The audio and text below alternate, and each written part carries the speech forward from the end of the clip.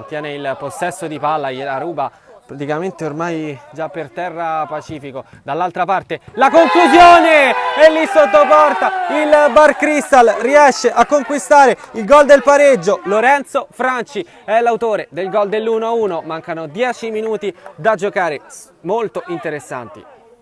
Ora a Mortaroli che controlla, altro pallone centrale, altro tiro, il vantaggio del Bar Cristal, azione fotocopia a quella del 2-1, avviene tutto nel giro di 2 minuti, il gol del vantaggio del Bar Cristal è ancora di Franci.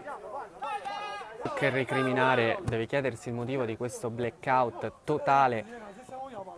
Faccini ancora dalla destra, pericolosissimo, altra penetrazione e altro gol, ancora una volta è Lorenzo Franci, tripletta per lui, questa volta l'assist è di Aylan Faccini. Faccini parte, fa tutto da solo, arriva a servire Franci, Franci la sigilla lui!